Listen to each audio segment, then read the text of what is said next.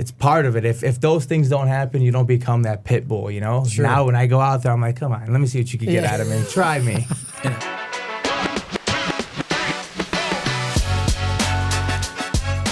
What is going on, everybody? How we doing? The Two Stunads in the house. I'm Paolo. I'm Drew. What's going on, guys? And we are the Two Stunads. Again, there's nothing special about us. We're just two ordinary guys sitting down with some extraordinary people. We're asking the questions everyone else is thinking, but nobody else is asking. And every week we're talking with business leaders, entrepreneurs, first, second, third generation business owners.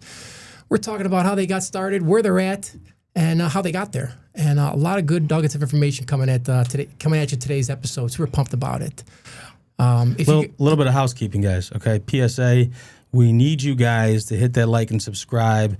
Hit us up, man. Let us know what's going on. If you like the content, if you don't like the content, I don't care either way. Just let us know. We're going to still keep going to you, but we want to hear about it. Yeah. We want to hear about it. We need that like. We need that subscribe. We know you guys are watching these videos, okay? We got a couple over 100,000. We really appreciate you guys listening in. We truly do. We love you guys. We want to bring great content every week to you guys, but we need your support and your help. The one fee we charge is that you like and subscribe and share. That's it. So do us a solid, hit us up, and we got a great show for you today. We do. We're bringing you guys episodes on a weekly basis. You guys can see us on YouTube. You guys can find us all over streaming platforms out there. Again, I'm really excited about today's episode. We got a young buck in the house today. Yeah, we do. He's big in the concrete game. Okay, and he's not just pouring concrete. Okay, he's pouring work ethic, sweat, tears, discipline. Straight up hustle into everything he does. And, you've seen his trucks all over the place, all over, especially if you're driving through Bloomingdale, you're seeing his trucks everywhere. If you guys are a winner and you guys want to be a winner even more than what you are, today's guest is going to show you exactly how to do that. He's going to give you the golden nuggets. He's going to give you the cheat codes. All you got to do is actually put in the work. The knowledge, guys, that we're giving you goes only so far if you don't actually do the work. You can't just say it, you got to do it, and you got to live it. So take this knowledge that we're bringing you, especially today's, for you young guys, you blue-collar workers. This information is going to give you guys a golden opportunity, but you just got to act on it. Yeah, you do. You do. And his work speaks for itself. You've seen his driveways, you've seen his steps, you've seen his patios, you've seen, all the tear outs, but what you don't see is what? The 4 a.m. grind. You don't see the late night workout, the gym sessions when he's got to go that one more round. You're not seeing the sweat. You're not seeing the sheer willpower it takes to build a trucking and concrete company literally from the ground up. Okay, and he's a hands-on, lead from the front. He's outwork everybody in the room. Maybe not this room, but outworking everybody in the room kind of guy. And he's finishing concrete smoother than the cake boss is finishing fondant. Okay, on his cakes. And ladies and gentlemen, I'm just gonna jump right in. Welcome to the show, Mr. Alessandro, the Concrete King. There we go. Porcelli, baby. Thank you, man. How we Thank doing? You. How Great, we doing? Man, after hearing that, I can't be better. Concrete King. That's, you like that? True. That's awesome, man. Yeah, dude, we're sitting down with Young Hustle. Yeah, Definition, Young Hustle, dude. Tell everyone, how old are you? I'm 31. 31. Dude. Man. 31. You've had a lot of success Thank at 31, you. Dude. I'm excited to open that up and, pull back the layers and see, like, where you started from, and just get to know, man, because, again, I've known you for a few years, and just us connecting, it's very tough to find guys like us. So That's for sure. I appreciate your friendship, appreciate you coming on the show, and again, I appreciate you giving your knowledge, giving your experience, the stuff that these guys, are hurting for to hear to the viewers. So thank you. Yeah, thank you for having me, man. Dude.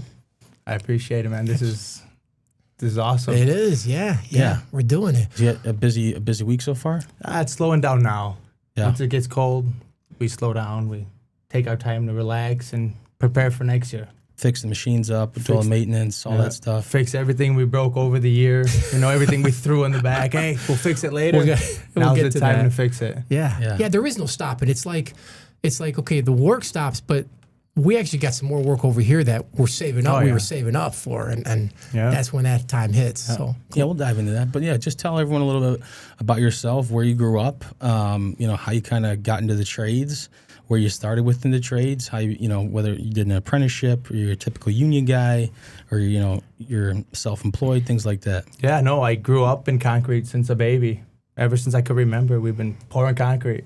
My family had a company forever, and ever since we just would go on the weekends every summer. I spent all my summers from the day I got off of school. Right when I got out of school, I'd go straight to the yard. Yeah. Straight to work. yeah, And I would work all summer until I'd have to go back to school. that's Every something. Saturday, every day off of school, I'd go right to work. What about cartoons? No Saturday morning no cartoons, cartoons. bro. I'm not None a of that- cartoon guy. No. Yeah, that tells you a lot. How you're raised, how you're brought up. I mean, it was That's all I instilled in you. seen. That's all I seen. All Yeah. I seen was the grind. Yeah. I didn't see nothing else. And your dad kind of pulled you in, or dad kind of like said, "Hey, come take a look over here." Not even. I remember begging my dad, like, hey, Pa, make sure tomorrow morning you wake me up. Yeah. Don't leave me here. Like, Yeah. I want to come with you. Like, do not leave me. Like, make sure you wake me up and take me to work. Like, I love want to that. go. I love that. And that's where it started. And then I just spent all my time, all my free thinking was just always towards work. Yeah. Yeah. I just took a big interest to it, and I knew I could do big things with it. What was your first job on the what was your first duty on the job site? They would make us wash tools. Picking shit up, washing picking things tools, up. And it cleaning was up. the worst part, like the things that the skilled guys, hey, let that guy wash the tools. And I didn't care. I just wanted to be there. Yeah. I just wanted to be part of it. So that's how that all started. That's an important job, because if it ain't clean, next time you got to use it, it's like, Yeah, I was young. I'm talking like I'd be there 6, 7 years old, 8 Yeah. years old, and I'd be like washing tools and just like hoping one day I could be like the guys that I'm watching. That's awesome. Yeah. Do you remember your first job with your papa and your dad that you actually laid the concrete, actually poured it? Well, every time we would be there, like if it was hot or something and they were getting behind, like I wasn't just standing there, like I had to jump in. It wasn't Right. just like, hey, give us a hand over here. Like even Yeah. if you don't know what you're doing, just help us. Just Yeah. get in. Yeah. So that's how I was raised, hands on. Yeah. Even though I was so young, it was still they treated you Just like you were just anybody else. And Yeah. I think that was great.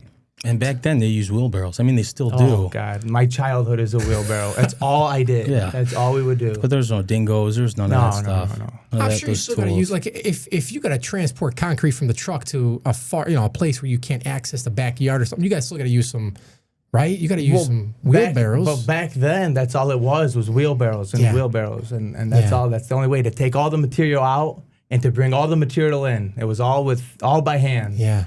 And that's just the way we did it. And that was the only way. I'm sure people back then had the equipment, but we didn't. Sure. Were you guys using a skid steer to excavate, or did you guys Yeah. all do it by hand? No, there was a skid steer, but wherever you can access. Yeah, it's tough, If especially the- when the property lines are tough and you don't want to damage stuff. And that's the difference with like today now. Like I have all like the little dingoes and the little buggies they get in the backyard. It's so easy. Yeah. It's so easy because I remember how hard it was. Right. Yeah, especially these other guys that are just coming up. They have no clue. I mean, they did concrete too. And like, it's a nonstop, dude. You're going. Like, there's no time. Nah. Right. When the concrete's there's no rest. You got to move. Yeah. until it's done. Yeah. And that's it. Even then, and you got to come back to the job. It's not like you just lay No. put the concrete in and you say, hey, fuck it, I'm Peace out of here. out. No. You got to come back if it's stamped, all that stuff. You got to Right. clean it. You got to clean up all the Take lumber. the boards. Right. Yeah. Yeah. Clean up all the handprints from the guys working on the Power walls. wash, You got to yeah. clean everything. Yeah. All that stuff. It's all part of it. I love it. I can't wait to dive in about it. I want to know like the early ages. Like, so where did you grow up? Did you grow up in Bloomingdale or No, I grew up in Wooddale. Wooddale? Yeah. Okay. Yeah, not That's far. Not too far. Yeah, they're right by each other.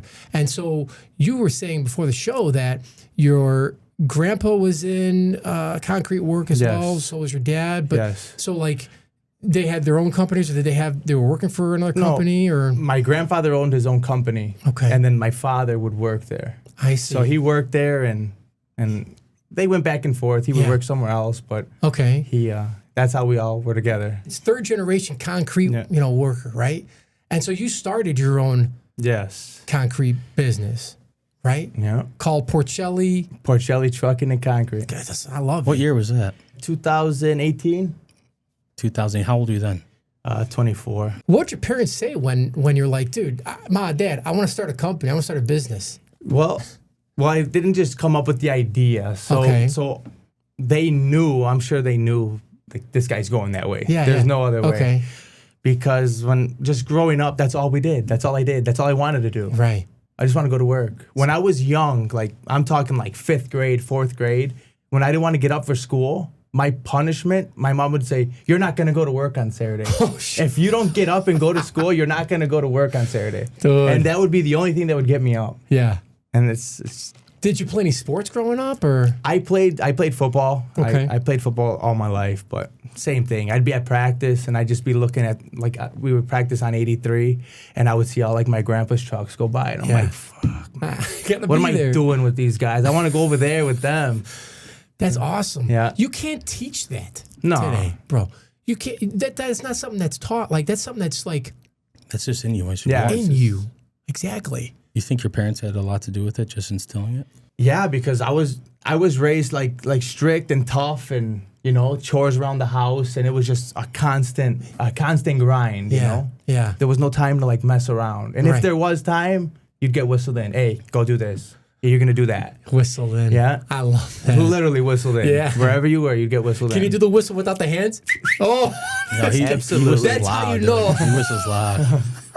that's how you know. He controlled it too. I love it. Oh yeah.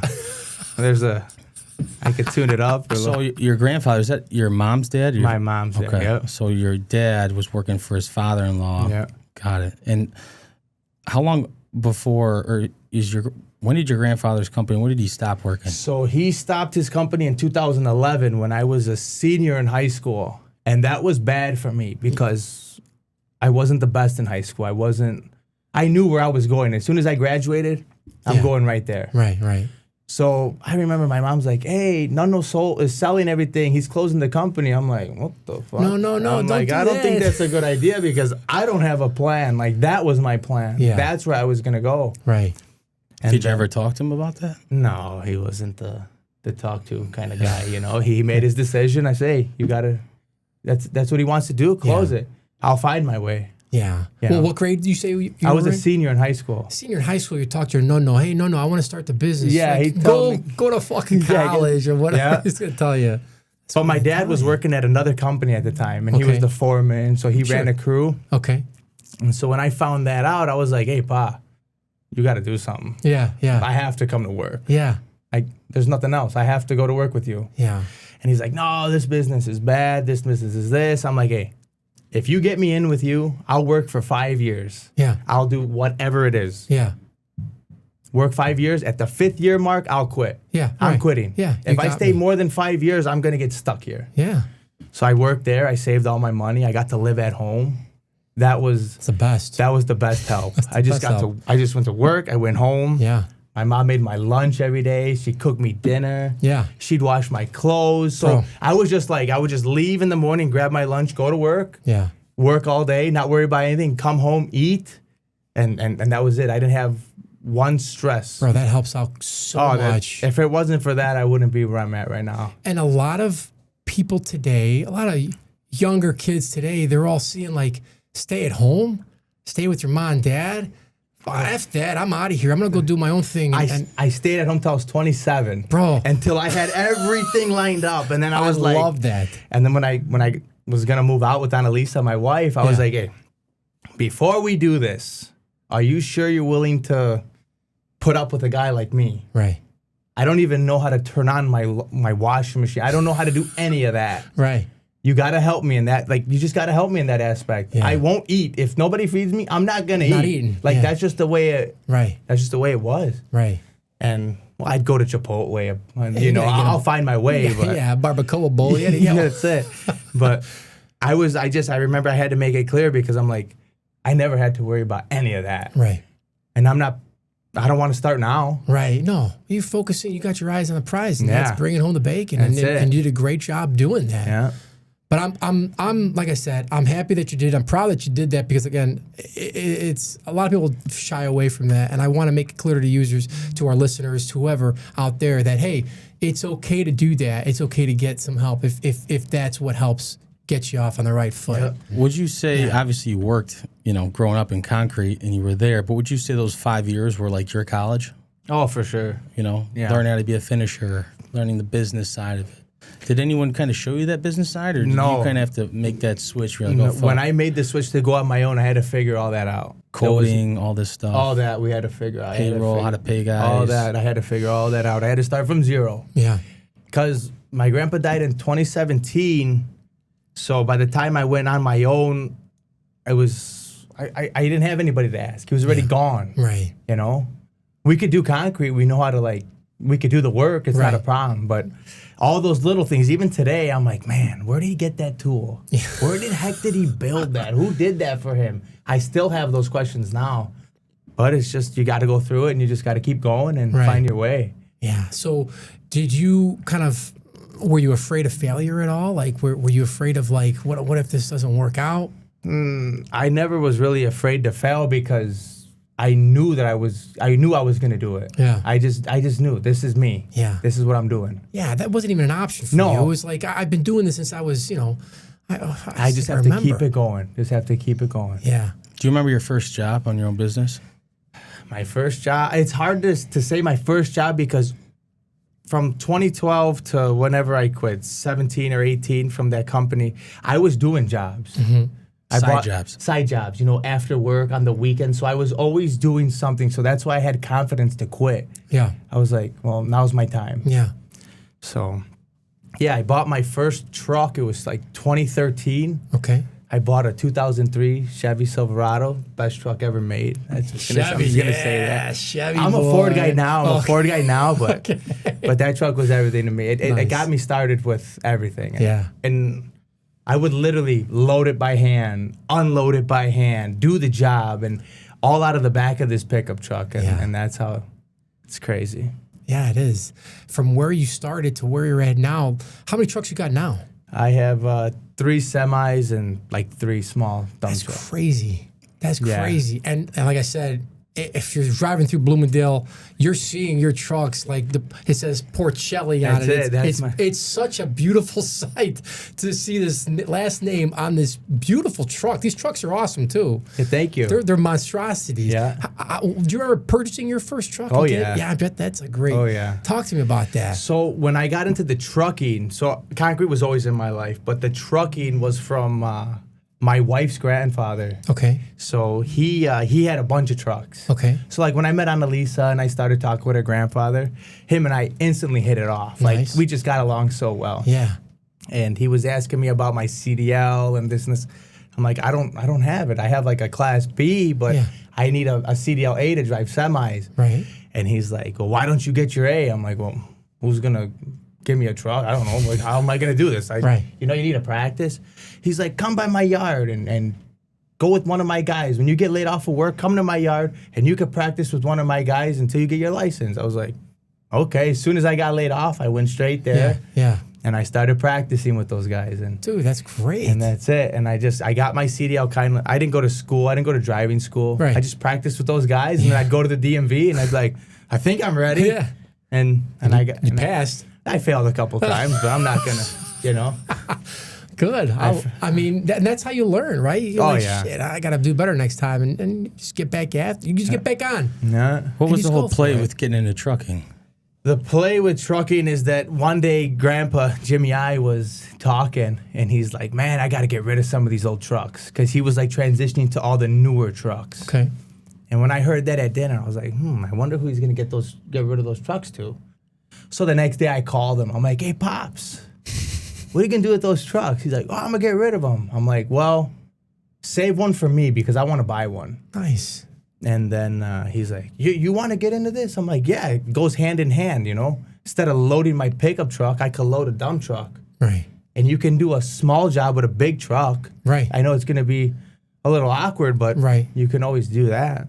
What kind of trucking did you do? Do you sand and stone and salt did you do or no? Or did you just do all? Same thing. Same thing. So, all sand, stone, gravel, whatever. Yeah. For subcontract. Where was his yard at? He was on Cicero on 31st. So. How many trucks did he have at his height?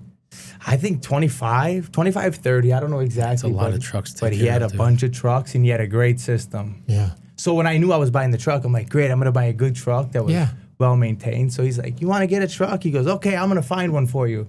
So he goes in the yard. He picks the truck out. Yeah. He's like, hey, truck 109, that's going to be yours. All over the phone. I'm like, okay. Hey, and come tomorrow and it's yours. See what you could do with it. I'm like, fuck. So then I was like, well, I need some work. I can't just. So he's like, oh, don't worry about the work. When you don't have work, call me. I'll put you to work. Oh, and when you have your man. own job, go do your concrete jobs, whatever you want to do. Yeah. So that was a tremendous help to me. I love that. Yeah, I know. And if I was slow, I'd be, hey, Pops, you got something for me? Oh, go work with so-and-so. Yeah. And I'd stay busy. And then, hey, I can't come tomorrow. I got to go do a concrete job. Right. So I kind of bounced it back and forth. And that was a tremendous help. Support system, dude. Well, you just went that's- vertical. That's great. Yeah. You went vertical in that sense. You have to. I agree. Yeah. Especially when you're starting out, guys, like obviously, your main trade is what you're wanting to do, concrete. But people don't tell you when you start in business, you can't just put up a fucking sign and the phones start ringing. No. It ain't like that. So there's days where you're like, what the fuck, man? What do I do with myself? Right. So it's nice to have that extra work in a different vertical with trucking, which kind of goes parallel because you need the trucks anyways. to do your jobs. And kind of fill in those gaps to help, supplement the income. Yeah. But before that, so I started with like snow plowing. That's how like I really got into like, hey, I'm gonna go on my own. So like whenever like we'd get a day where it's like, hey, tomorrow's gonna be like 3 to 6 inches, I'd get me, a couple friends. We'd all get in my truck. We had a bunch of flyers, and we would just walk down the streets all by my house. Sure.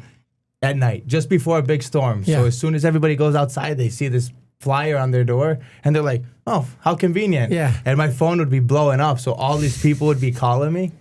All residential. All residential, just driveways. I was just one truck. Yeah.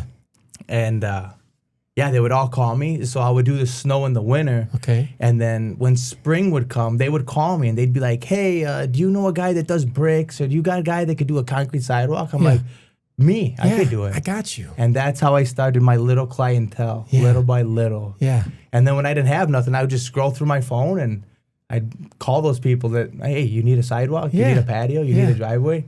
And that's how it started. Dude. How many jobs do you Hustle. typically do as far as concrete in the summer? What's like a good year for you as far as work? Like a week or? Well, yeah. Because your typical season's what, like April till whenever? Yeah, March to November. Yeah. March to November. How many jobs you try to get per week, per month? At least 8 to 10 jobs a week. Yeah. Yeah. And how many guys you run on your crew? 4 guys and me. And then you're working those trucks. Obviously, you got your when you're doing demo and stuff, you use main truck. But those other 2 trucks that you got, are they just running? I sub them out. I let them go work for other people. If I have a bigger job, then I bring the 2 trucks with me. Sure. But if it's a small job, I just keep 1 truck and I let the other guys go work. I mean, it makes sense. Yeah. It's just you got some. There's always something happening. It's always being used. 8 jobs is a lot, man, to manage a week. Yeah, it's a lot. Especially when you got to do quotes and then you got to follow up on jobs. You got come a sales back. guy, or you do the sales yourself? I do it all. Him and his wife. Me and Annalisa, we handle it all. Can we talk about Annalisa for a Yeah, sec? let's talk about How'd you it. guys meet? I met her at her family restaurant in Elmhurst.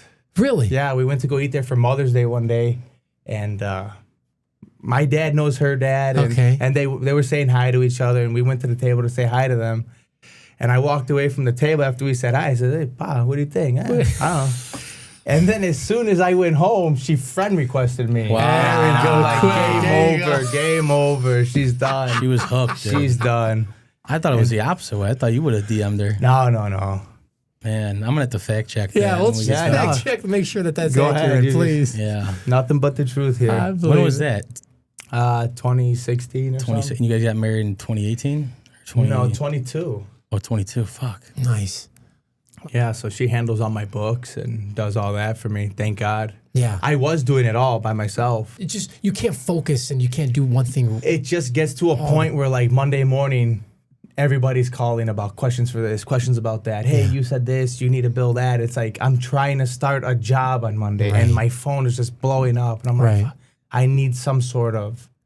And so she helps me with that. That's great. And she used to work for a concrete company, she worked right? for a concrete company for a lot of years. So Yeah. she learned how to do permits and all that. So it goes perfect. Yeah, he kind of got lucky with that one. Yeah, Dude. that's awesome. She's calling the villages, Yeah, making she sure you're in with the villages. And before, when I started, you could just mark up a plot of survey and take it to the village with your insurance or whatever, Yeah. and you'd get a permit. Now it's all on portals, all online. Yeah, some time. So now I'm like, I can't even log in. I'm like, I don't even know what's going on. I'm dependent on her. Because, yeah. So it's tough, but it's going good. And you're always on the phone, dude. Always. You got your AirPods That's in, dude. it. My AirPod's always in. Yeah. Constantly. So I could always hear who's calling, who's texting. Yeah. And it's good and bad because sometimes they'll read your text in your ear. Right. So like Drew will text me, hey, whatever, and I'm like, okay. And then I just like totally forget. It's marked as red. And Yeah, it's like, oh, it's shit, gone, and back. I'm like, shit, man, this poor guy, he's calling me again, and I didn't answer. No, don't say it, poor guy. He sends too many text messages anyways. Don't worry. These guys. Usually I'm that guy. I'm like, oh, fuck, I forgot to respond. Yeah. But no, you're good with responding. Yeah. How's that with clients, though? Like, you probably get clients who are like, dude, this guy just fucking got questions and questions. Dude. Some people just call you to talk, and, it's even if you do a perfect job, even if everything goes perfect, you're still getting that phone call on Monday because hey, is it okay that leaves fell on my patio? And I have to talk and I have to be polite. And then I'm like, everything's okay. Just brush them off. Yeah. Go back inside. You're and fine. That's the only problem. It's hard. That's it's funny, hard. man. Oh, man. I could see your face be like, yeah, you're digging something up right you're now. doing something. Yeah. Like I got everybody's just staring at me and I'm talking about leaves. I'm like, oh man, it's tough. No. What's the biggest job you've ever had as far as like square footage? I think I did my biggest job this summer. It was like 8,000 square feet or something. Wow. And what was that like? It was just a parking lot. Man. That sounds crazy, man. 8,000 square feet. How many yards is that? 210 yards. Where do you get the concrete from out there? Is it I order it all from Prairie. Prairie? Yeah. Yeah. And they come out, you tell them, you just point and they, Yeah, you tell them where you're at and what you want, and then they bring it. Yeah. They have great service, so I stick with them. That's awesome. Shout out to them. Shout out to Prairie. Yeah. And then where do you get your stone from? Chicago, Elmhurst? Yeah, almost anywhere really, wherever we're working. Wherever's closest? Yeah, they got a bunch of places all around. Yeah. And then where do you do all your dumps at? Same thing. Wherever I'm around, there's dumps. Yeah. Little holes in the walls here and there that take concrete and dirt. I want to discuss a little bit on the business side. Tell us a story where either underquoted a job, underquoted a bid in the beginning. You're like, oh, fuck, I shouldn't have done this. And it was more of a life lesson. Yeah, it's just, you get excited, you want to do something. You want that job, you know, whatever. I'll figure it out. I'll get it done. And then when you're doing it, you're like, you're kind of, this How much did I charge? Yeah, again? this isn't going to be good, It's just part of it, you want to grab everything you can. You're talking to the homeowner, whoever, and they're a better salesman than I am, and then they get me and I walk away and I'm like, fuck, this guy's got me. Yeah. This guy's got a good deal. Yeah.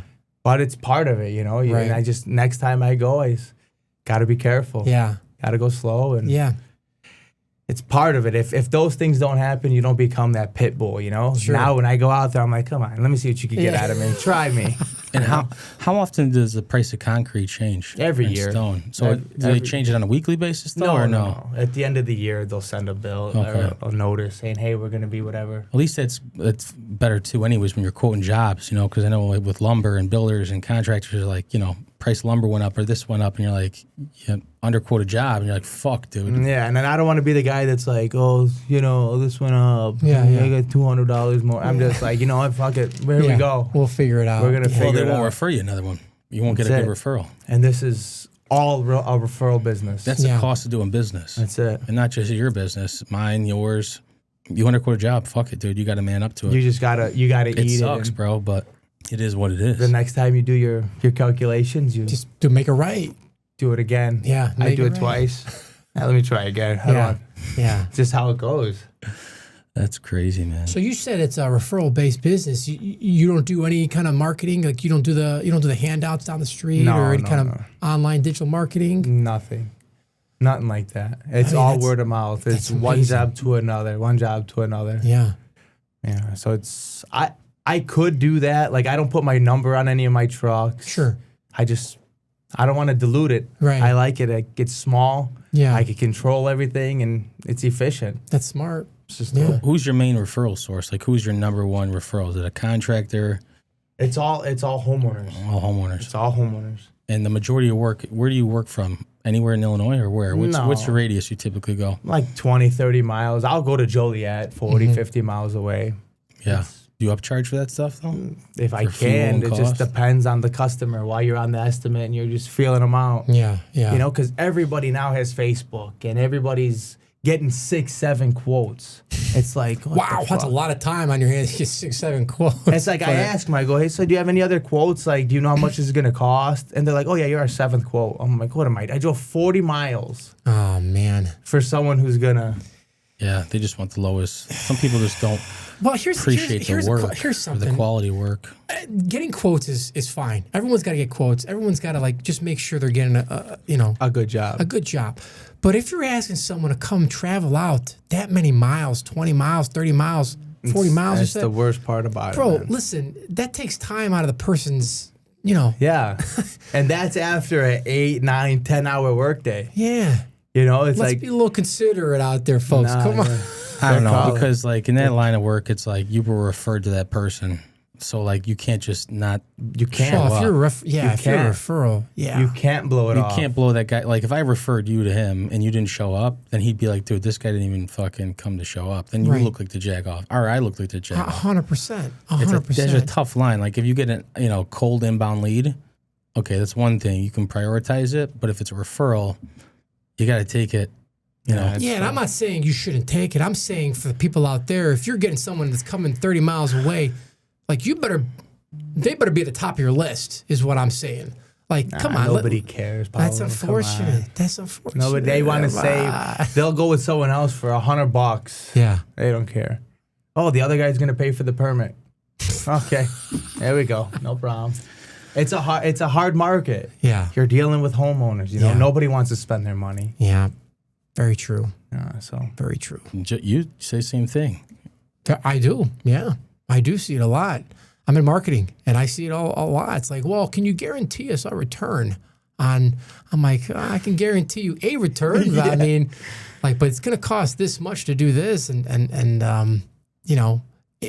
Like I also build websites, right? And it's like people ask all the time, well, is this website going to, what's the ROI on this website? It's like, well, okay, the website's just going to sit if you don't talk about it, right? If you don't share it, if you don't market it. Like it needs a little love. It needs a little fluff, right? Like everything else.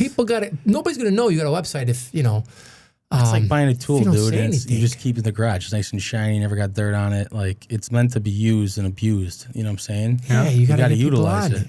Yeah. But it's tough too, because like, what do you tell a guy? Oh, this is going to increase your home value by, 40,000. Yeah, you can't. How do you know? You know what I'm saying? It's just like it's black and white. Hey, this number and that number. That's what the cost of goods are. This is what the cost of labor is, and kind of go from there. It's hard because just a driveway at the end of the day. It's like people don't want to spend that money on a driveway. Yeah. So it's hard. I know. Driveway is very important though. Yeah. You need one of those, bro. Yeah, I know. Driveways are not cheap. No, not at all. No, they're not cheap. I know. What are some business struggles like that people that are listening to might not know come with like the concrete business, from whether it's finances, the cash flow, the employees, the labor costs, the cost of goods? What are some things that you can kind of tap into where people are like, oh, okay, wow, that's affecting you. That's also affecting us here. Yeah, I just think it's employees. I just think today nobody has the mentality that I have. The hustle that I have, the will, the want. I just think it's gone. I have young guys, they come and try and work with me, and they're just like, nah, this ain't for me. Yeah, it's a lot. It's just the worst part about it, because I'm so eager to work, and I want to work so bad, and it's just like, I'm only as good as my guys. So, and I don't see it changing. I don't see a new generation coming in. Right. They're not there. Right. Is that because you think a lot of these kids now coming out of high school, like they're just being pushed to go to college? There's like minimal tradespeople. I don't know, man. I just think the kids now that are like in their 20s, they're just different. Yeah. They're just different. They're into their phones. Like I'm into my phone, but not nearly as much as they are. Right. Yeah, well, you're using it as a tool for business. That's it. Right. I'm not during the day scrolling on my phone, but right. I'm trying to talk to someone or get whatever I need done. Yeah. It's still crazy that you're just referral based. I mean, that's great that people are just calling you, bro. Referral based, and I'm busy from morning till night. Yeah. I could work 24 hours a day if I wanted to. I mean, that's a testament right there that your work is quality. Yeah. That people are referring you. People are, like what you do and they're happy with your price or whatever it is and the quality and they want you back or they want to talk to their neighbors about you, their family about you. So I just try not to cut corners. I try to give them a good product. Before we leave, I make sure everything's okay. Yeah. What's one thing that you guys do differently than like your average concrete company? Like there's got to be something you do. Like I know you come back, you power wash, you do those things, but what's your follow-up process? Brand new concrete? No, we don't power wash like the brand new concrete because it's dirty, but we power wash around. We clean up like the guys walking with their dirty boots and stuff like that. Yeah. That's just something I just started doing because that was one of my main things that just kept happening. Hey, these guys walked on my old sidewalk with their dirty shoes. It's like, it's not really a big deal, but they're calling me. They're upset about it. Right. So we have a new system now that whatever we pour, we all go together, clean, make sure everything's 100%, and start a new one. Yeah. It's just the way it is. Well, it saves you time, headaches, phone calls, pissed off customers. Yeah. Which it's like the last thing you want to do, but it saves you headaches. It saves hours of work. Because you might have done the concrete perfect and beautiful, it's pitched great, but just because you didn't clean that fucking sidewalk, they're going to say, oh, he's great, he's but no good. Boom. Yeah. That's the only It's tough to please customers, bro. Yeah, and you're dealing with people that are sometimes trying to take you. They're trying to. It's like as soon as it starts getting sticky, I'm like, oh, this guy wants a piece of You ever walked off on a job? Yeah, I have. How often does that happen? It happened to me once. Where the guy was just trying to pull something out of you. It was a lady. It was a lady right in Bloomingdale. I did everything. I got the permit. I pulled everything was good. It was raining one day, and I was like, hey, whatever. We had to meet for something. Yeah. And I met with her, and she was just like, get in my car. And I'm like sitting in the front seat of this lady's car. She's probably gonna see this good. And she was just so like rude, and I'm like, hey, I'm trying to like make sure everything's perfect for you. We're gonna go over everything, and her husband was in the back seat, and she's like just super mean to him. I'm like, this lady's gonna ruin my life. I'm like, hey, find somebody else. Yeah, it ain't worth the money. It ain't worth it. I'm like, you know what? If this was like 5 years ago, I would have been like, oh, excuse me, whatever you want. I'll get it for you. And I'm like, you know what? This is gonna cost me more. So I had to like build up the courage to tell this lady, like, hey, find someone else because I'm gone. I don't think this is gonna work out, lady. That's tough, dude. Yeah, it is. Well, when you're in that position where you got to take the work, when you're in the position, like even now, of course, I don't want to give up a job, but I know what's coming out of it. Yeah.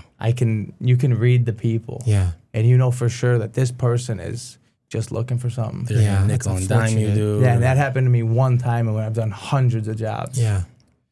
Usually I could like work with it, but this one. How tough is it to collect on guys or girls? Some people are harder than others, you know. You always got that one client that's like, well, I'm gonna hold a little until the dirt is back. And I'm like, that's not part of our contract. We don't do backfill. We don't do any of that. No, well, you're gonna if you want to get the rest of the money. I'm like, it's in the contract. We don't do that. We don't do this. And they're just like, well, we're not gonna pay you until you do the rest. And it's just like, what do? You got to hire a landscaper to come back? You got guys that go backfill. I used to backfill for side jobs. Yeah. Like I'd come back to you did concrete work? Yeah. Look at you, big dog over here. This guy. I didn't know that. Well, after you're done framing, there's a lot of dirt that's on the side. Right. So unless you're going to pay him, to take it out, and for him to dump it and pay a dumping fee, they just leave it there. You're not paying him to take the stuff and dump it. Right. A lot of people are like, oh, no, we'll do it ourselves.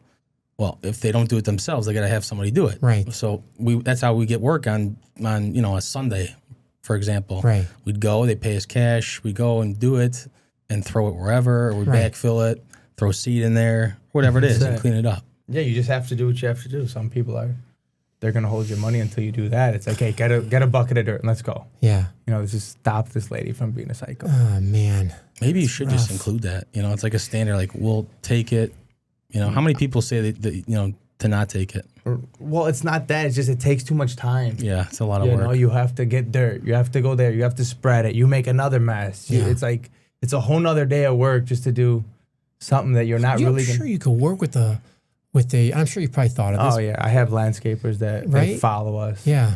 We'll mess up someone's yard, whatever, and they're like, "Dude, can you help us?" I'm like, "Call so and so. He'll help you." Yeah. Give me a referral fee. Yeah. For real, dude. Little kickback. Yeah. Yeah, there's so much that goes into it that you just have to go and overcome. And Yeah, you're not just pouring concrete. No. There's a lot of prep work that needs to happen. oh yeah, Rebar, right? You got to lay that down. You got to excavate, rebar. You got to do. There's a bunch of stuff. Frame it, right? course. And then once the concrete is there, it's got to cure for a couple days, right? yeah, you can't drive on it for a Can't week. drive on it. Can't walk on it for a couple days, right? It's like it's There's a process. there's a process. There's a big process. And it's an expensive process too. Like for you, like if something gets messed up, what do? You gotta pull it up and you gotta redo. If you make a mistake, that's why we try not to make any of those mistakes. It's got to be done right. It's not a $500 fix. Exactly. You have to go with the truck, Right. machines, guys. You're gone. You're backwards on the job. Exactly. One mistake, you're backwards. And there's no room for error. It's very important. That's very important. Have you ever had to be? Were in that situation where you've had to dig up your work? Not new concrete, no. Good. That we've never broken new Knock on concrete, wood, and yeah. I know, and I'm not saying that just because I'm here, but we've never went and broke new concrete. Yeah. It's just because before we frame it, we check, hey, this, that, gotta. this, that. You know, check again. Let's check again. Yeah. And you just got to check again. That's good. It's just what it Good is. for you guys. Good for you guys. So where do you see Porcelli Concrete and Trucking? Where do you say, what's your end goal?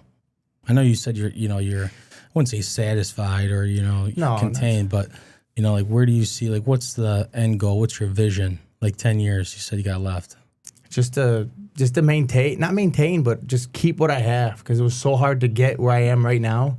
Not that I'm at the end, but I don't see myself blowing up and having 50 guys and having all that. I don't see that. I just want to maintain what I have now, live a comfortable life, spend time with my family, and just do what I like to do. Why don't you see it? Elaborate more. Is that because just the problems that comes with those extra 50 guys, the increase in the loads? With my personality, I have to be 100% involved. Yeah.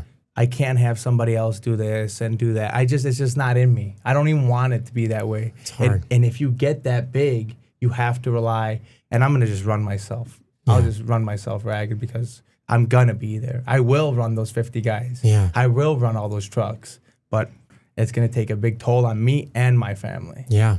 So that's why. I want to talk about family for a minute here.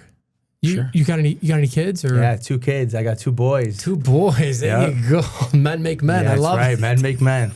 I love that. Not me. I got 2 girls. That's right. That's right. We'll see. Maybe we'll get a third on the way. We'll see. But how do you split time up with them? How do you share the? Because We'll go over like your average like in season day. My in-season day. What time you getting up? Like 4:30, 5, I get up every day. I go downstairs and I have an office in my basement, and all the jobs that I went like on the estimates of the night before, whatever, all the jobs they go through with their plots of surveys, and I mark up all the plot of surveys for Annalisa, so when I go to work and she can apply for all the permits while I'm gone, and whatever billing is there, I check all the billing and do all that in the morning, and then head to the yard and start loading trucks and get ready for my day. And then your typical day, when do you check in with your wife? Oh, I don't. Is it randomly, or is it like she calling you? Hey, Poor I need you to edit this, or I need you to change this on the plot. Or this guy called, we got to pivot here. Unless there's like something that changes, like you're saying, then I call in. I'm like, hey, what's going on here? We need to change this. We need to change that, or fill this out. This guy needs this paperwork. Other than that, she leaves you alone. Yeah, she leaves me alone for sure. Yeah. And then what time do you usually come home? In the summer, like 6, 7, 8 o'clock. It depends. You know, sometimes 9. Right. So when do you see your kids in the season? I told Annalisa, like when I first had Santino, when he was like a newborn. Is that your first? Yeah. So I was like, let me give him the first bath. Like I can handle this. So like that was like my thing. Yeah, so I was like, watch out, I'll give him the first bath so you know how to do it. And then I gave him his first. She's gonna love that. Yeah. Well, it's true. So I gave him his first bath, and I'm like, Annalisa, I'm gonna get busy. This is gonna be hard, like to spend time with them. I go, every night they need a bath. Don't do it. Let me do it. Let that be my thing. Yeah. So whenever I come home, they're waiting for me. Go right, take a bath. That's like my 15 minutes, my 20 minutes. Right. Especially when I'm busy. Yeah. So like that's the time I take with them. I give them their bath and then I put them to bed. That's beautiful, dude. Tell the viewers, like, how do you make the most out of those 15 minutes? Because a lot of people like will DM us and hit us up in the comments saying like they struggle with that, with like they have this like thing on their conscience where like they feel like they got to get home, or like, oh, you know what, instead of working till 6 or 7 or 8, you know what, like I'm gonna leave at 5. But then that just progressively like, you know, flatlines them in business and getting ahead. Like, well, how do you like internally in your brain say, hey, I'm doing this for my kids? I shut it off, man. I shut that part off. As hard as that is to say, I just shut it off and I say, hey, when I get home, I'm going to see him. And if I don't see him today, I'm going to see him tomorrow. Right. And then when I'm with him, just try to be just number one dad. Yeah. Present. Play with him, you know, make him do whatever he likes. And that's the worst part about this, is because it does take up all your time. It does. There's no way around it. Yeah. You can't do this and just be like, you know what, let's cut it early today. Right. If I get out at 3 o'clock for whatever reason, there's a list of things for me to do. Yeah. Yeah, you ain't going home. Sure. You're not going home. No. And if I do go home, the next day is going to be that much more worse because I didn't go pick up the supplies. I didn't go. Yeah. So that's the hardest part about that. Yeah, it almost feels like you're choosing work over your kids, but like in order to stay on beat, like you can't. You can't. Like at 3 o'clock, you're like, oh, there's no more work. You're like, fuck, I'd love to go home, but you can't, because if you don't, you're gonna be off beat. That's and how the cadence is gonna be fucked. When I was growing up, my dad wasn't around. Right. You know, I always joke with him. When I went to go work with him when I was 18, I was like, nice to meet you, man. Like, this is who you are. Like, okay. That's how it was. You know, he was always home, and every day we eat dinner together and everything like that. We were a perfect family. Right. But he wasn't around. You know, he had to do what he had to do, and sure. and I don't feel any way towards him. I appreciate all that. That's why we can do what we do now. So I think that's a key point for you guys listening or watching. Like, it feels like you're not doing the right thing. And everyone, if that's how you feel and you have a conscience, that's normal. Of course. It's a normal feeling. But if you want to, again, get ahead and be a small business owner, like, this is the life. There's no, like, you're either all in or all out. Because if you're half in, dude, you're going to get eaten up. Yeah. The next guy is going to surpass you. It's inevitable. It's just one of those things that you got to accept, just part of the life. Somebody's always working harder than you. Yeah. That's it. This is how it is. If you want to stay afloat, you got to keep swimming. Got to keep swimming, literally. Yeah. It's crazy. What are some of like the biggest bills that you can like insight on people? Like, what's your number one cost when you're looking at your P&L at the end of the year? Like, what's your biggest cost? You're like, fuck, man, I got to figure a way to cut this down. Just repairs. The truck's breaking down. Repairs, fuel, concrete. Those are the main bills that we have. Mm-hmm. How do you cut those down? You can't. Yeah. Your trucks are gonna break down. The trucks are gonna get messed up. The material you need, that's the material you use every day. Yeah. So those are the most expensive, and there's no way around it. You just have to you just have to figure out how to be more efficient in the other things that don't cost so much. Mm-hmm. In the excavation, hey, we got to figure out how to be more efficient here. And the stone, the things that you can adjust, that's where you have to. But those main things, that the fuel, the breakdowns, and the concrete, you can't run away from those in this business. And that's what makes this business so hard. It's an expensive business. Right. Do you use diesel in your trucks? Yeah. You got your own tank on site or something like that? I have a tank on my truck, but we have to stop at gas stations. How often you gas those up? Every day. Yeah. Every day. Yeah. It's they're thirsty. Yeah. Oh, they'll drink. They go through. What's one thing, I like to ask this question, what's one thing that keeps you up at night that you're thinking about in business? Is it like the fear of like, oh fuck, this could be taken away? Oh yeah. Like that itch, like, you know, because I know off camera we've talked and texted early in the morning, like, you know, hey man, like, couldn't sleep, this was going on, like, you know, what should I do here, things like that. Like, what's one thing that it's a constant, not that you're fearful of it, but like it's always present and subconsciously in your mind? It's just when you do something that you wanted to do all your life and you finally have it and you look at it and you just step back and you go like, wow, when did I do that? How did I do that? Yeah. When did all this shit get here? Yeah. You know, I look at it like that and I'm like, fuck. I had a lot more energy 10 years ago and I'm only 30, but like I feel myself like, and I'm like, fuck, man. I got to find a way to keep this. Yeah. That's the hardest part. Yeah. Yeah. No, I agree with that 100%. I tell Paul that too. And I think that's key, guys, because, like, if you're starting off later in life, well, good, you're starting at least. But if you're listening to this and you're young and, you know, you're out of school, like, start now. Don't wait, because you're going to think that you have all this energy. But I'm telling you, when you throw kids, a wife, life, injuries, things like that, you're like, fuck, man. Like, I had so much energy. Why didn't I take advantage of this before? And it's almost a regret, dude, if you don't. I mean, I'm blessed that I did it, but looking back, I can see, like, oh, fuck, if I had to start now, it's impossible. Fuck me, dude. I would say it's impossible to work the way I worked when I was 24, 25. Yeah. Even younger, when I was 18, 19 years old, I was working 20 hours a day for that concrete company. Whatever whatever they wanted me to do, I did. Yeah. And people looked at me like I'm crazy. Like, Yeah. what the fuck are you doing here, kid? I'm like, I never told them, but I'm like, I got an idea. Yeah. Yeah. I'll show you soon. Yeah.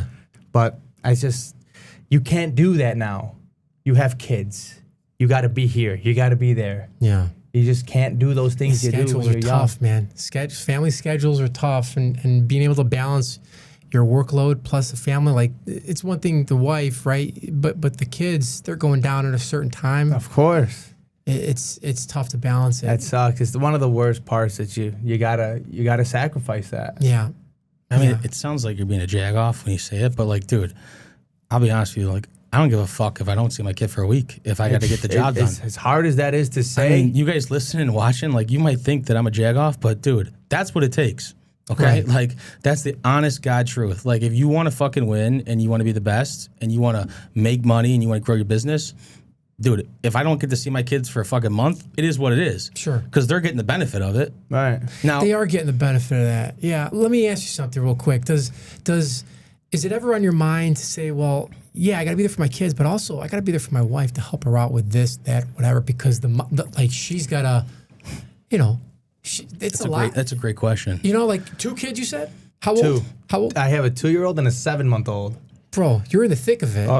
Annalise is in the thick of it. She's in the thick. And so it's like, she's probably like, I gotta help her. I gotta give her a hand. I gotta relieve her for something. You know what I'm saying? It's hard to. You want me to answer that? Yeah. I don't want to. Go ahead. Go ahead. Say. Let me. You know me better. Whoever.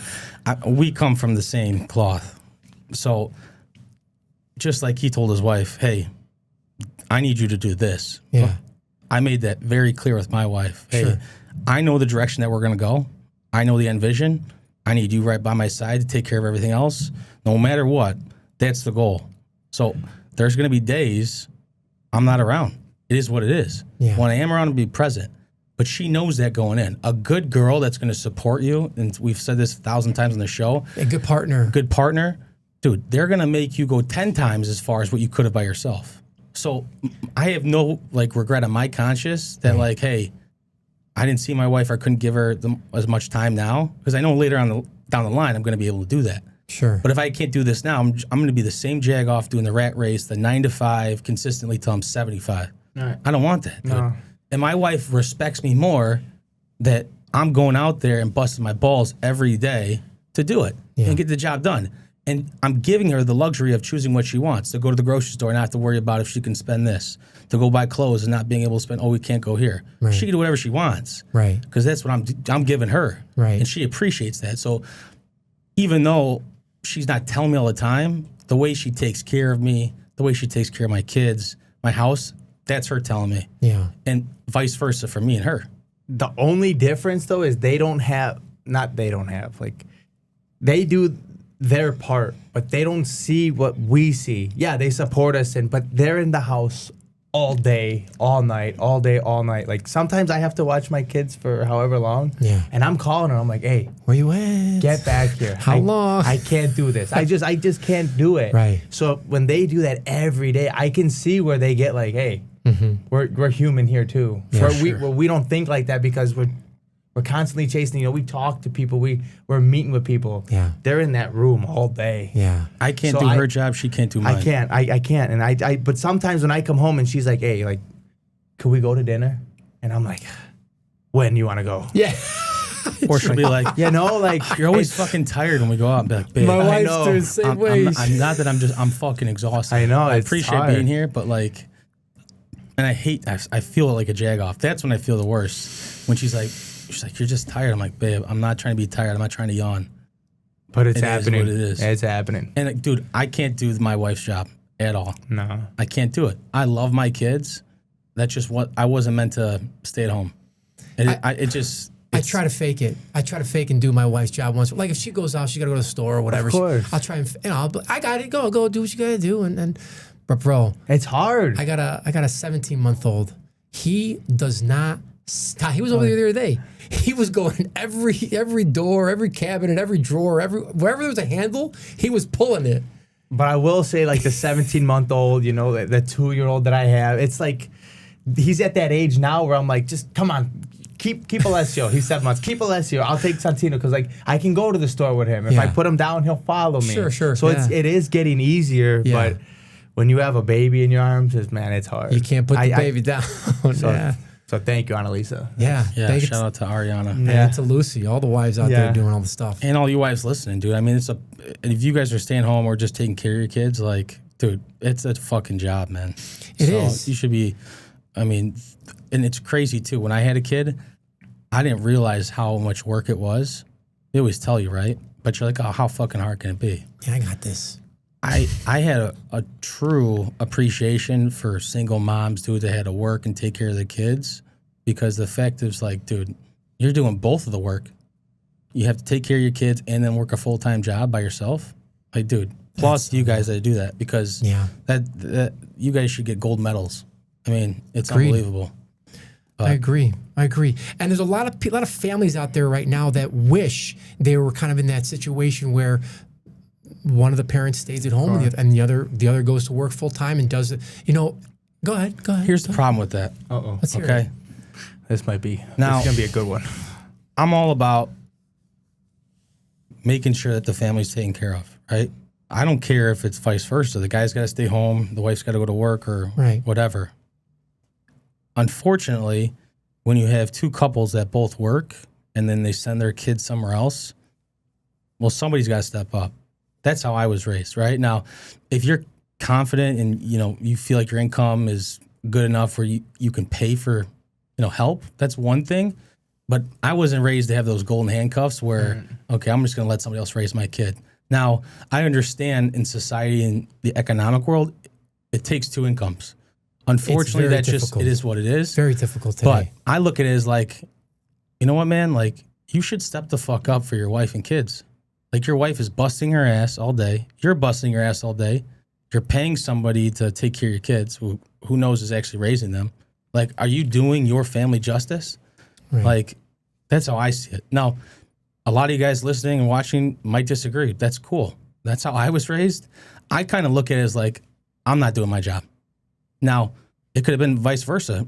My wife could have said, hey, you're going to stay at home. I'm making all these buku bucks. Hey, great. I would have figured it out. Oh, yeah. I'll change a diaper all day long. But, yeah, no problem. You know what I'm saying? See you at 5 o'clock.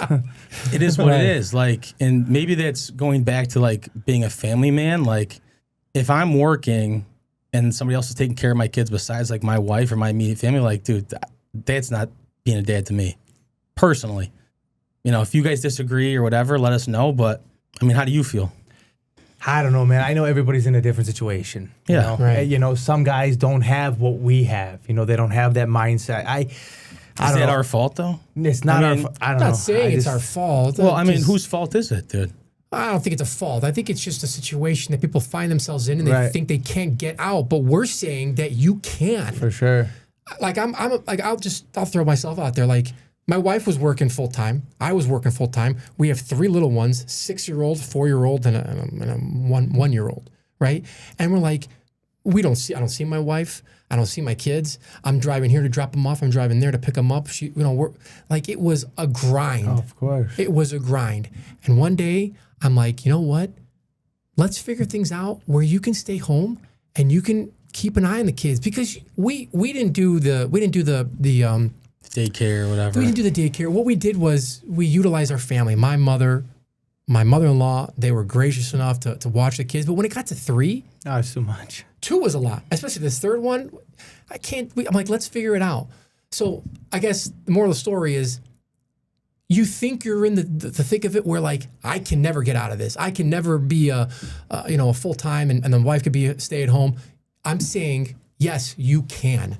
Do it, take the first step, and just believe in yourself and go out there and go crush it. Because I promise you, if you put your mind to it, Alessandro's a perfect example, Drew's a perfect example, you can do it.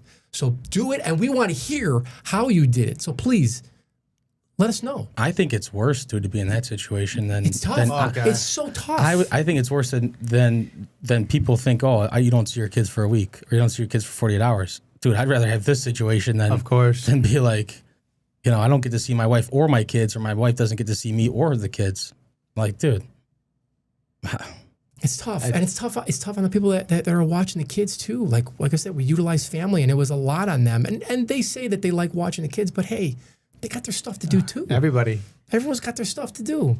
So no, man, what are you passionate about? Like, what pisses you off like about these people now, these younger generations that just like it's just excuses, just being fucking soft? Oh no, the cockiness. Just how kids come out and you're trying to tell them something, and they're just like, "Wow, we're not going to do it that way." Or just the arrogance that they have, and not the will. They don't have no will to learn, or not that I'm this great teacher, but if we're doing something like, "Hey, usually I do it this way," right, and they don't want to listen, it's just like, I would have listened to anything anybody older than me would have said. Yeah, that's huge. That's That's the greatest teacher, is seeing somebody next to you that knows what they're doing. Just follow that guy. That's how you're going to learn here. Yeah. Just listen. They don't want to listen. I don't think the new generation wants to listen at all. I love hearing you say that because, bro, you're 31 years old. I know, and I'm not trying to be like that, but it's just... though. You're spot on. Like, you're ahead of your time, bro. You're like, not many people are in your shoes. You opened the business at what, 27, you said? 4. Or how old were you? I was 24 when I started. You were 24 when you opened this freaking business. 24 years old. Nobody opens a business when they're 24 years old. Trucking company, concrete, snow plowing, whatever, all the works. And going door to door. Yeah. Like, you got to do that.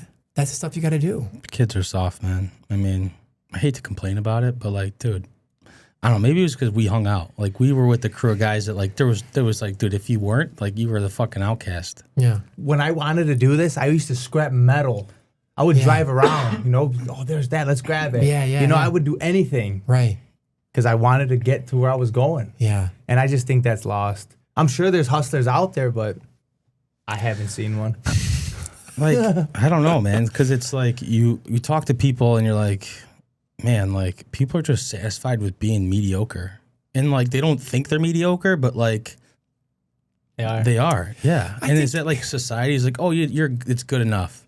Well, I guess for you, like, is that good enough? People ask me all the time, well, how did you do this? Dude, I put my fucking head down and did it. It's like, there's no option. There's no choice. What was the shortcut you took? There's none. Right. And I think that's what people, or younger generations, probably looking for, is like, how can I, what shortcut can I get to get where I see Alessandro's at, or where Drew's at, or Paolo's at? Like, there's no shortcut. It's just hard work, grind, grit, and going after it. There's no elevator to success. No. You got to take the stairs. Stairs, every step. Stairs that you pour. That's right. Yeah. I mean, I feel like I use it as fuel, dude, like with haters and stuff like that, or like, I just block out the noise and just put the head down. Because, like, even people watching this, listening to this right now, like, dude, we get hate all the time for actually telling the truth. Like, it is what it is. I'm not scared to tell the truth, though, because it is what it is. Like, if you're complaining or you're a hater, like, okay, keep hating on me, but I'm doing something different that's working. Obviously, you're not. Everybody's always going to hate. When you have something going, everybody. And if you're not making waves, then you're not actually doing anything. Right? Like 100%. Now I'm all about being that humble ghost, like putting in the work. Like, I drive a truck. I don't need to flash anything, but like, dude, I can't, let's talk about this, pivot to this. Okay. How many guys do you see, they flaunt this lifestyle that like, oh, they're fucking doing this and that, and they ain't worth a fucking penny. No, that's everybody. I can't stand it, dude. It's unfortunate. That's where it's whatever you want to call them, fugazis or fakes, like, dude. Yeah. And that's what he's talking about with like this younger generation. It's like, dude, you still live at your fucking mom's house. Like, you act like you're this big shot going to the city, going here. Like, dude, you ain't shit, okay? You're not shit. And you ain't shit on me. But, like, it's almost like, I used to get upset about it. I'd be like, bro, it's just not real. It's not real. Like, if you're one of those guys that wants to be like somebody, like, okay, if you're mimicking what a millionaire is doing, cool. I get that. But if you're acting like you're this big shot, you got all this coin, and you do this, and you actually don't put in the work, dude, you're lying to yourself. Look at yourself in the mirror. Yeah. You know? It takes work. It does take work. Because if you're up at 4:30, text me, man. Like, let me know. Yeah. Like, because I'm up. I'm getting after it, dude. This guy texts me at 4:55 in the morning. Today, I was like, I text him back at 7. Yeah. Snowing, hey. We got time still, bro. Take it easy. But, dude, dude, you have to. I know. It's a great thing for the people that grab it. If you can grasp that and you can live that lifestyle, it's nothing better. Yeah. If I want to go somewhere, do anything, I can do it. Yeah. If I don't want to work tomorrow, that you have that freedom because we put in that grind. Right. So I think that's what makes it all worth it. Yeah. You know? Yeah. Maybe we miss out on our kids, whatever, for the 8 months or 9 months that we're working, but now I'm with them all the time. Yeah. I take them with me everywhere I go. Love that. Yeah. That's why I sacrifice, because now I have more time than everybody. Right. So I didn't have any time before. Right. But now I have all the time. Bro. So I hear that. So there's got to be a balance. There is. There is. I agree with you. I worked full time during college, and I didn't see anybody. I was always doing work. I was either, doing studies, right? And it was a grind, but you put that effort in that time, and you're able to enjoy certain things that other people can't. Yeah, later That's just on. what it is. I love that. It's all a big show. You know, you see people acting a certain way, changing when they're around certain people. I just don't think that's the way to live. No. Who I am right now is the same guy I am with my guys, the same guy I am with my ma, the same guy. No, everywhere I go. Authentic. I try not. You just can't be that guy. Right. No matter who walks in this room, present yourself the same way. And I think that's how the world should be, but it's definitely not that way. Well, we talk about this too. Like a lot of these people now, it's got to be a transactional relationship. It's like if I'm doing work with you, like I'm only doing it because it's transactional. You know, like and my mom always told me. I remember this. She used to say, "Well, not that it's bad. Like a janitor job is bad. I would never say that, but she would say you treat the janitor the same way you treat the owner or the CEO." Sure. And so I just remember always hearing that. So like if I go somewhere now and there's like bus boys or something, I gravitate to those guys. Yeah. Like, hey, how's it going? You know, how's everything? Like everybody's the same. Nobody's better than anybody. And if you think you are, you got a rude awakening coming. Yeah. I'd rather hang out with those guys, dude, because For sure. they're the fucking grinders. Like I would rather help a guy like that out, okay, than some kid in college. Yeah. Simply for the fact is, like, this guy is putting in the work. Physical work, yes. It could be mental work, same thing. But like a guy that's actually putting the work, he's working a side job to take care of his family, to go to school at night. Like, dude, I'm like, bro, how can I help you? Mm-hmm. Like, what can I do? Because I've been there. Yeah. You said college. When I met Annalisa, she was a sophomore in college. Mm-hmm. And so like she was at Lewis and down south. Yeah. Or just in Joliet, whatever. So like I would go visit her. And I remember I was like 23, 24, however old I was. And they were like 18, 19. Yeah. How old are you? 19? I Yeah. don't know. I skipped that part of life. Whatever. They're 18. They're not much younger than me. 19, 20 around. And I was just like, what the fuck? This is what college is? These guys are a bunch of... I just couldn't believe that's how kids acted. That's what they did. Yeah. I was like, and that's what they want from you. Yeah. They want you to go there and do that little process and say, I did this and this. Then when they come out, they're lost. Yeah. Nothing against college, but No, I agree. I don't think you have to go to college to become what you want to be. A lot of people on the show, we agree. They all say the same thing. You know, college is nice. It preps you for the future, but at the same time, you don't. I don't know if it's something that you really, really need. Or I think you really need it if the job like requires it. Like you want to be a lawyer or a doc. You know, like those are you have to have some sort of education. Yeah. But I don't know. From what I've seen for those short couple of years, I would like to see where they're all at right now. Yeah. Because it can't be anywhere. Well, if you're out there, you listen to the episode, let us know where you're at. Yeah, now you guys know how I feel about all you. Yeah, no, I think, just to kind of recap, no one's saying college is bad. No, for sure. But if you're not leveraging your college education for something, you're just fucking off. It really is. Because you're going to be 300 in the hole, and then what? You didn't network, you didn't make connections. You didn't actually like utilize your education for a sole purpose besides partying and getting drunk. And if that's your thing, cool. But like you're just building a bigger hole for yourself. You're just delaying. And I know a lot of college guys, man, smart dudes that are hustlers, man. I'm like, dude, you're going to go far. Of course.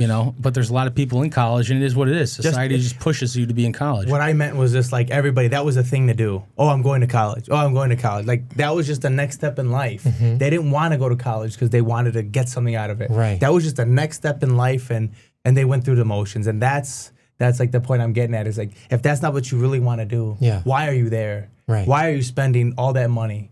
You're wasting your time, your family's money. Right. You're going to be in, if your family doesn't help you, you're going to be in debt for forever. Big time. And you just went just because that was the next thing to do. Yeah. Don't write your own story. The sheep, man. People just are sheep. Write your own story out there. It's okay to be different.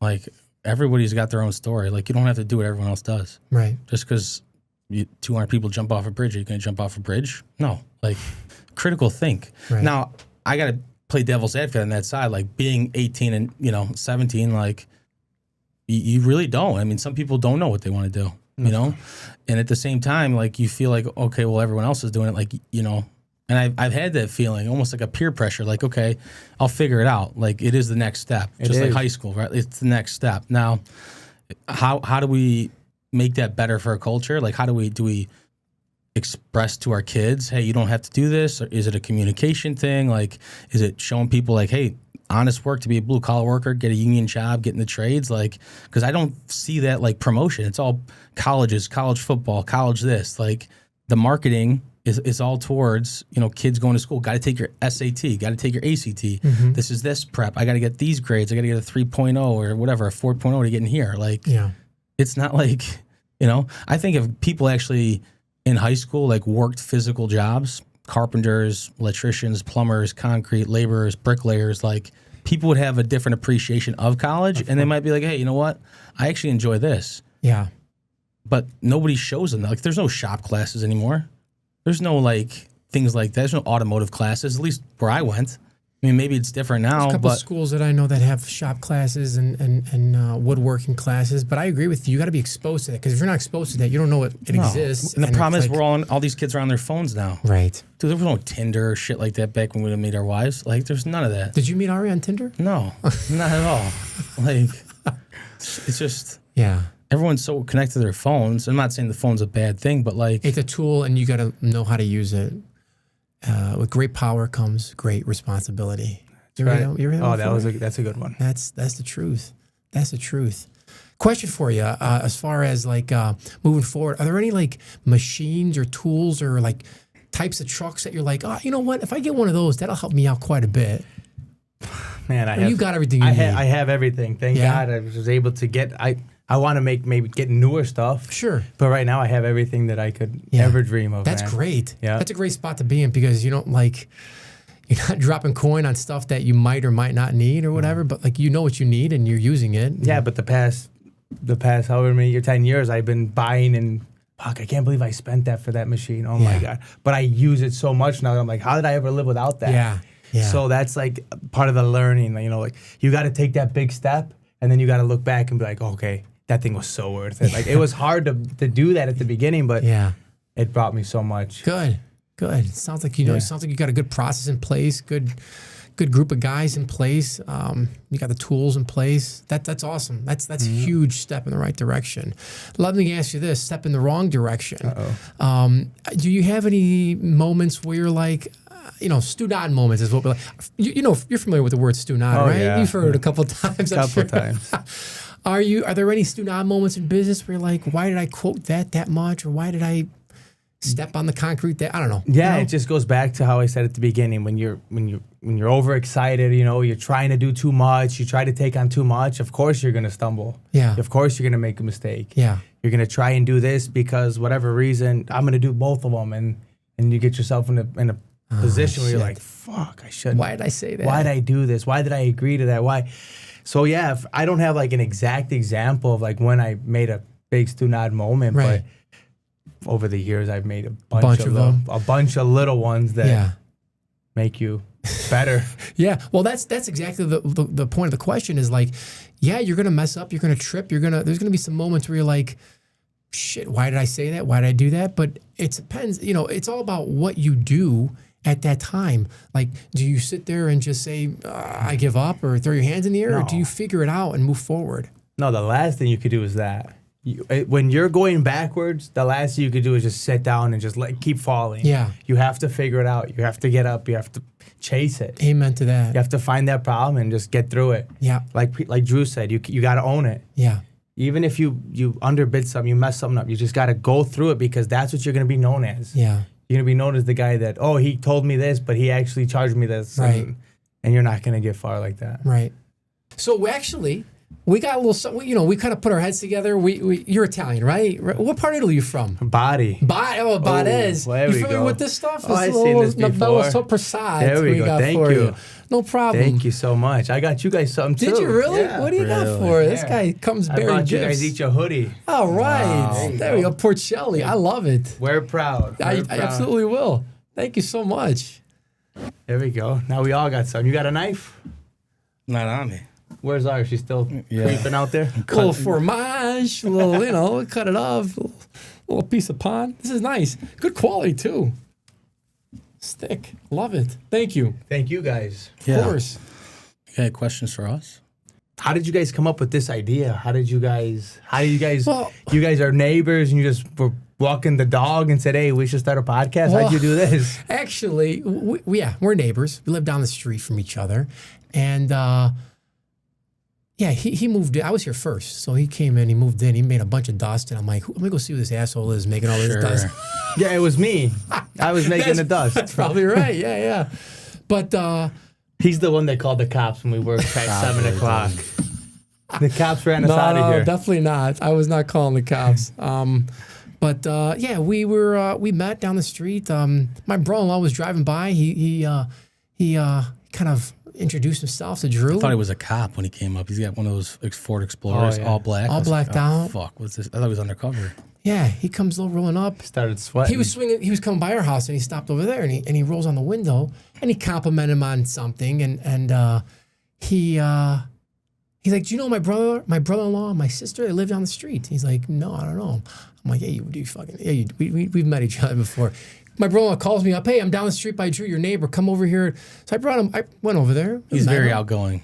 Yeah. I can see. Wait, me or my brother-in-law? Your brother-in-law. Yeah, he is very outgoing. Great, shout out to Pete. He's definitely outgoing.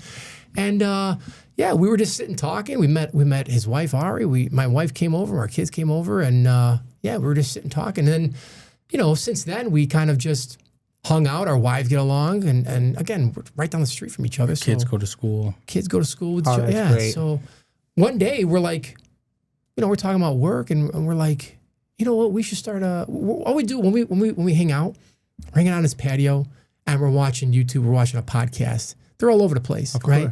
And I'm like, we should start a podcast. I'm like, dude, I don't know where to start. He's like, let's just interview some people. We'll put some people on the list, and we'll just start interviewing. I'm like, okay, how hard can it be? First of all, podcasting, no joke. Oh, No. look This what you is guys just- built in here. This is just one piece of the puzzle. There's a lot of things that go into This podcast. is the most enjoyable piece of the It puzzle. is, yeah. There's the editing, which we've got a great editor. We've got a great camera crew. We've got a great, socials helping out. We're doing some website stuff as well. But there's so many things that go into it. And you know, People think it's just me and Paolo. I mean, we're a big chunk of it, but there's 5 or 6 people on the team, dude, behind the scenes that you guys aren't Right. seeing. Yeah, Right. you got to edit all this. You got to go there's through it a all. lot. Yeah, there's a lot that goes into it. Just to build the studio, dude. So- know? There's a lot. Yeah, we interviewed a couple people. First episodes were actually I'll say that we had to get our bearings right. First episodes were good. Second episode, third episode, we started finding our way, and it's working. What episode is this? I'm not sure. You guys are not comfortable sure. behind the mic. we I gotta can see you look. guys got to have a few Appreciate under your that. belt by now. I don't know. Appreciate It's up in the late 20s or something like that. Yeah. We have. I mean, we've only released 10, It's going to take off. so we Yeah. have a backlog. But We do. we have some killers in the pipe, though. Cool. We Yeah. do. Yeah, we're pretty pumped about some of the upcoming shows. Dude, I texted Drew today. I'm like, dude, I'm so pumped with Alessandro coming on, dude. I'm so pumped. Never met the guy. I only saw you on Instagram. I think I saw you on whatever social. I forgot what it was, but I'm like, dude, this guy looks like there's a picture of you in a little Bobcat, little skidster. I'm like, dude, this guy is hands-on with what he does. You know, business owners, they're just kind of behind the desk sometimes. You're crushing it day after day. You're leading the charge. Young, like they said, definition of young hustler right here. So pumped that you were here today. Thank you, man. And having you on the show. This is great. Absolutely. I appreciate you guys having me here. And Yeah, bro. Thank you. this is awesome. For sure. I saw something on Instagram of you where I think it was a video, right? Where you were using the skidster like it was like a fork, bro. The way you picked up a piece of concrete like it was nothing, and then you just roll to the truck and you just put dude. That's my thing, bro. That's what I. You're an artist with that thing. Like it's amazing how you're just the precision. Yeah. The level of precision on that, dude. It takes time. It's a surgeon, man. A surgeon, A concrete exactly. surgeon. Everybody says, "Oh, I can run a Bobcat, I can do this," but there's someone that could just hop in and and then there's someone that can operate it. Right. And I take great pride in that. So thank you. Good for you, Thanks, dude. brother. I love it. Absolutely. Thank you. Absolutely. Yeah. Any other questions? Anything else we got to throw out there? No, man. Thanks again, guys, for watching. If you watched the entire video, make sure you hit that like and subscribe, smash that button, hit the notifications, and we'll see you guys on Friday. Thanks, everybody. Talk Take soon. care. See y'all.